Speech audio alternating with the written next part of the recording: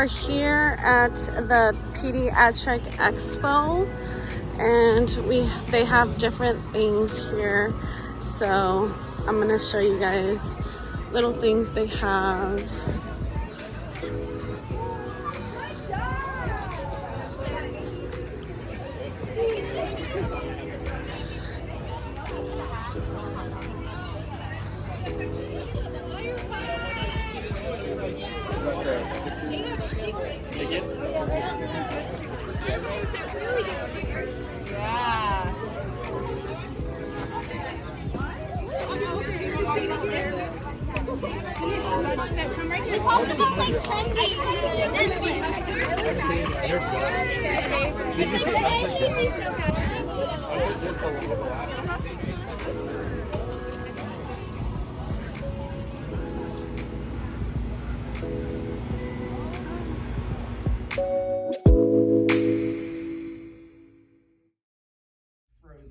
They keep it in the freezer. Okay, it's London dried gin. It's called R71 or 91, I can't remember. And it's where, you guys have heard of the Rolling Stones, haven't you? Yeah. Okay. It's the bar where they launched their album called Beggar's Banquet. It's one of their most famous albums, and they launched the record in this bar. So I had to go to that too. There's all kinds of pictures of that event all along the walls, and it's about 150 years old. So that was pretty fun and cool to do too. So anyway, I had a good time, but that's all the vacation pictures I'm going to show you. Alrighty, so we'll come back to the quiz. We'll go over the quiz and look at the answers, okay, so you guys kind of know where you're coming out of that. Let's see if we can do this a little bit here. And in fact, maybe before we do this, because this is just review, I think I have a video I want you to watch. Okay, if I can make it work, you guys are up for that? Let me see if I can make it work. It's in your study aids, and you know, sometimes these things transfer over well, and sometimes they don't when I copy it from class to class and whatnot. But let's see, should be in the content for this piece. And we'll see if we can make it work for you. If not, we'll just go through the PowerPoint real quick, do the highlights, and then you guys can be ready for that. So it's just there we go. Content. What week are we in? 33 already.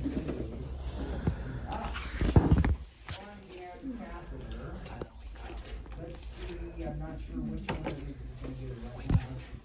Let's try it. I'm up. Pulmonary artery catheter is a tool that, when used correctly, can give caregivers a wealth of hemodynamic information. This video will demonstrate appropriate setup and insertion of the pulmonary artery catheter. It does not serve to educate viewers on proper indications for use on or interpretation of pulmonary artery catheter waveforms. The video should not be used.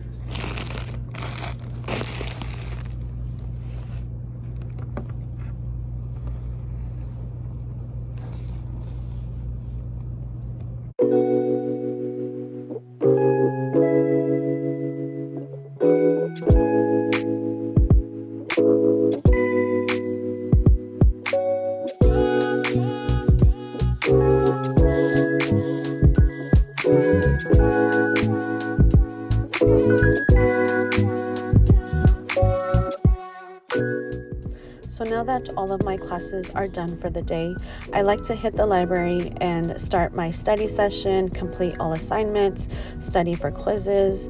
And here I have my binder clips that I clip my flashcards with. I also bought this whiteout at the Dollar Tree, and I'm going to start setting out all of the supplies that I need for my study session.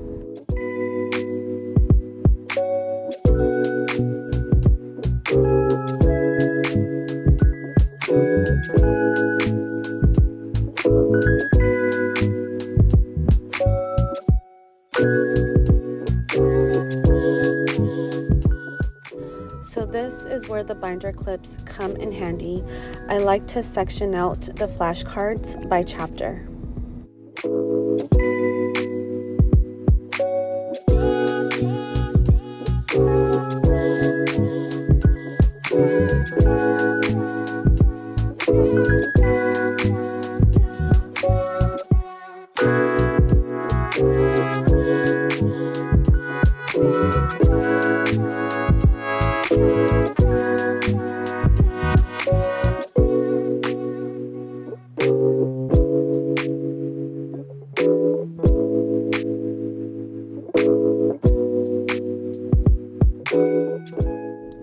I did purchase these binder clips at the Dollar Tree, and I didn't realize that this package had different sizes, which came in handy.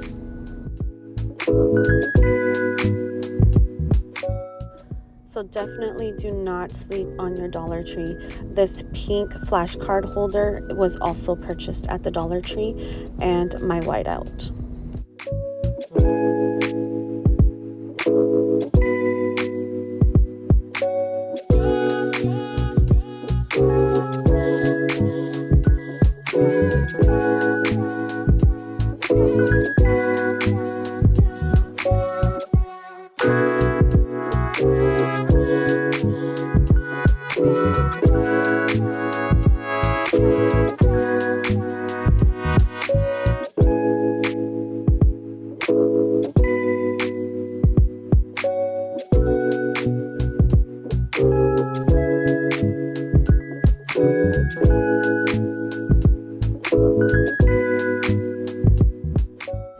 I always like to pack a lunch for school and pack some snacks so when I do get hungry, our library allows us to eat in the library, which is nice.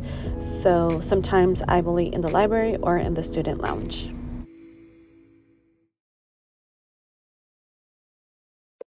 And I can get either one of those 100 different ways. What I was getting at about the blood tests, almost everyone ends up getting transfusions. So one of the things that's associated with platelets, plasma, or RBCs, there's chance, but it's one of those things. And I don't know if anybody's a Jehovah's Witness, but I am shocked to see how well people manage hemoglobins of 5 as opposed to 12 or even 15. Where they don't need it is, I looked at the Jehovah's Witness patients and they're not dying because of hemoglobins of 5. They die of other things, by the way, just like everyone else does. And if they actively bleed, that's different than chronically bleeding. This is the reason I put this graph up, is to show you what you would create with your Excel program if you wanted to. And this is what 248 patients who had a 21% mortality looked like when they had these bar graphs generated. This is a binary table, and it just shows the distribution of individual scores. Survivors on the top tended to have good SOFA scores. Looks like the majority of them had numbers 7 or less. And the people who died had SOFA scores of 7 or more. But this group in here, between 7 and 12, they are almost indistinguishable. About as many people died with that score as survived with that score. So it doesn't help me much unless my sample size is really big. Let's talk about another mathematical function, sensitivity and specificity. Sensitivity is defined as what the true positive rate of your test is. It's the proportion of positive tests when the outcome is present. So a mortality test that has a 50% sensitivity will correctly identify 50 of 100 patients who die. So 100 people die, my test has a sensitivity of 50, I'm only going to predict 50 would die. The other 50 are going to escape my awareness. You can imagine that if my test had a 50% sensitivity, the positive predictive value wouldn't be too good. I mean, I found 50% slide rule. I had a real nice German slide rule. It's about this long in a pocket protector. Yeah. Yeah, so, but by having to do things the long way, the meaning of these tables and graphs carefully, they'll tell you a lot. Okay. Next month is going to be gases.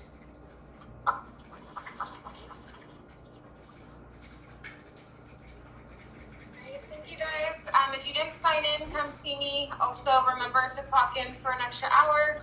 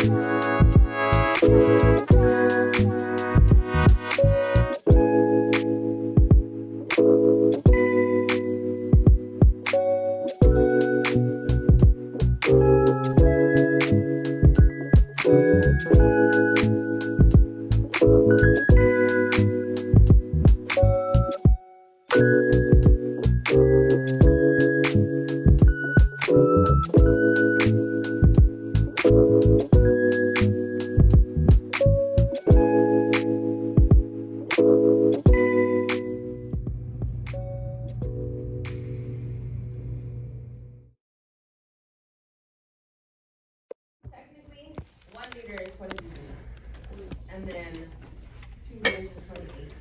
You can say 1 liter is 24, but it's like very, yeah. Just know that it increases by 4 except for the first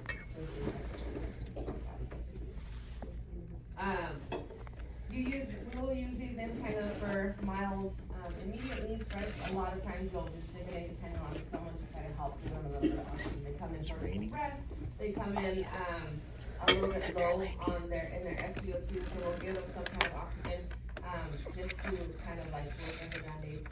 It can be used long-term because it's a low flow device, so it's not gonna have a high FiO2. We worry about oxygen toxicity, okay? So we don't want to have somebody on a high FiO2 for a long period of time because then it can cause other issues, right? Oxygen is a drug, so we wanna make sure that we give them what they need only and not too much. So then how does the oxygen toxicity work with, like, I had patients at my previous job before I started this program that they were my continuous oxygen patients, and they were on it 24/7. What are they on? I mean, a lot of the orders that we got in were anywhere around like 2 to maybe 4 liters. So with the nasal cannula, the highest FiO2 that you can get is 44%, right? We worry about oxygen toxicity when it reaches 50% and greater. So with the nasal cannula, it can be used long term. People use it at home, they usually have like 2 to 3 liters at home, right? Yeah. But even at 6 liters, the most that you can be getting is 44%. So we don't really worry about that because it's not reaching that 50%. So this is a really good device to use if you don't know what's going on with the patient, if they're COPD or you don't know if they're COPD, so that you can kind of on this. Obviously, if they're like statting like 60%, you're not gonna be like, let's put this in like so you can, you know, figure it out. But if they're just like 85, you know, 88, whatever, you can put in a cannula, try to see what's going on. Maybe they need a breathing treatment, maybe something else is going on, and try to figure out that. This is a really good device, for that specific reason, because it's not gonna cause oxygen toxicity, right? Because you can't usually do it. So then is it, the company that I work for, I mean, we only did, nasal cannula oxygen for the home. Is it heard of to have patients on a high flow at home? Is that a DME order that's Not necessarily. If they're like end of life care, like palliative care, then maybe they may have something higher, but it's only for a short period of time. One, because oxygen is gonna be expensive to have it at a high flow, right? So like if you normally have an order to be on oxygen at home, if you end up having an increase in your oxygen need, you're gonna have to reach out to your doctor and see what's going on so you can fix whatever the issue is. right? It's better for you to not to have to purchase a whole hospital-wide unit of oxygen, right? Because you probably can't afford it. Yeah. So if something's going on, then you would have to see your doctor to see what's going on to try to fix that issue, and then you can continue on your lower flow devices.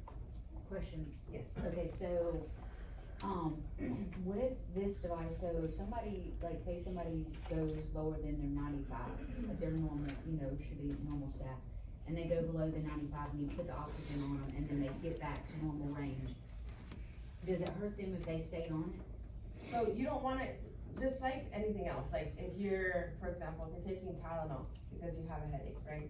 Once your headache is gone, you're not gonna continue taking Tylenol. But if you take one, you're not gonna die. You're not gonna die, right? But we want, this is another important thing about us, is that we get to, assess our patients to see when they don't need things, that way we can get them discontinued, right? So if they don't need oxygen, they don't need to be on it, like you can get it discontinued, they can have it like an order for PRN if needed or whatever. But if they don't need it, you don't need it for long, and that's fine. They're not gonna die to stay on 2 liters per minute for like 2 weeks or whatever. Okay. But, it is, they also will have to pay for it, and if they don't need it, why would they? Well, we have oxygen at home with my grandmother, and so I had to put it on her tongue before, and then I like get worried that like, I'm gonna go out the room for an hour and then like I'm gonna come back and like something major is No, gonna happen. it's not gonna be anything crazy. Especially with low flow, like I said earlier, with low flow, with the nasal cannula, you can only get up to 44%. So you're not gonna really do any real damage even if they are on the highest. Thank you. No problem. So this is, again, the most common oxygen delivery device that's used in a hospital setting. You'll see this all the time. It can be used on most patients with little risk and low to mild O2 requirements. Again, if you have a patient that needs more oxygen, then you won't be putting them on it. You want to put on something that you can give them a higher FiO2. Okay? The pros for nasal cannula, it's going to be comfortable for them for the most part. It allows for the patient to eat and drink. They don't have to take it off to eat or drink. They don't have to take it off the top, right? You can hear and understand them. It's just this enough. Typically, it meets the majority of needs, such as, patients that are post-op, patients that have COPD, that are lethargic. If they feel weak or they have mild pneumonia, you can just give them a nasal cannula and they should be, able to recuperate, 1 to 2 weeks, whatever other issue it may be.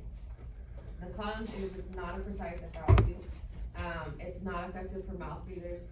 If you put a nasal cannula in the nose of a patient that's breathing through their mouth, they're not going to be getting as much oxygen as you think that they're gonna need.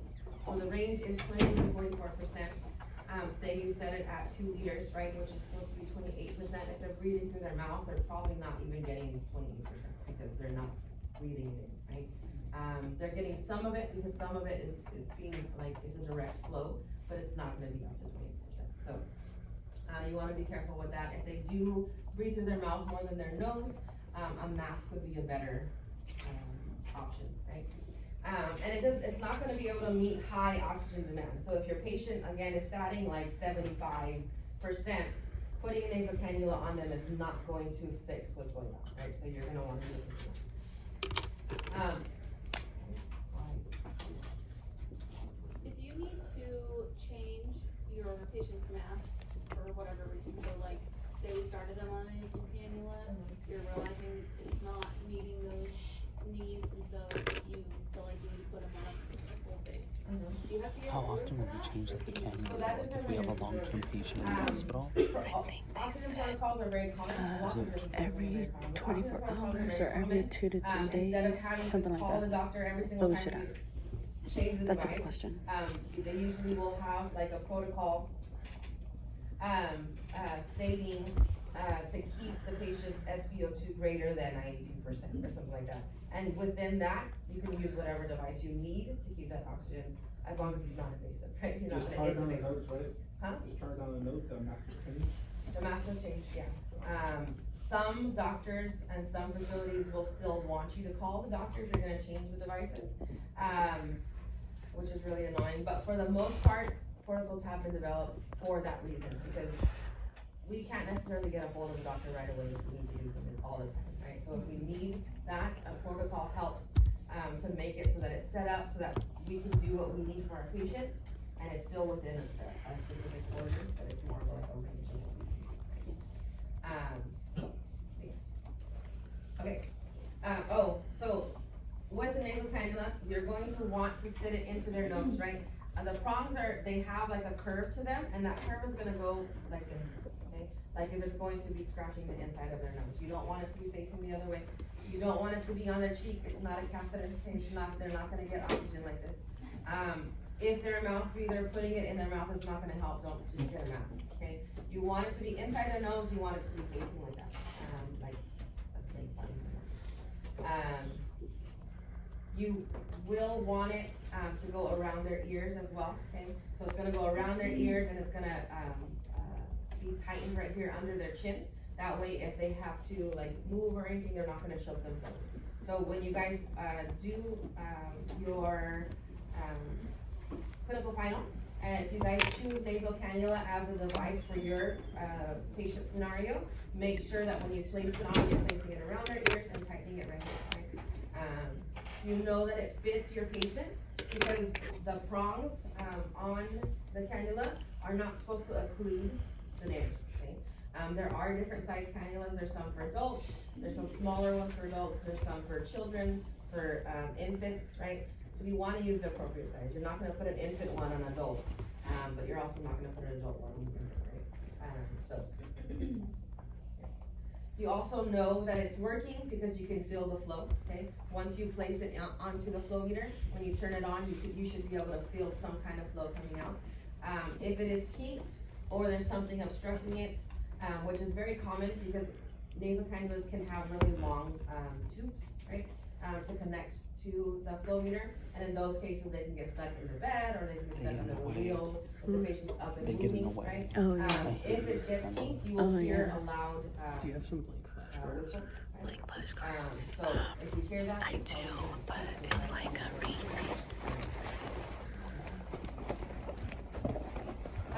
Next we have our nasal mustache and optimizer, okay, these work similarly, they both have this, little, that acts as a reservoir, for the oxygen, they look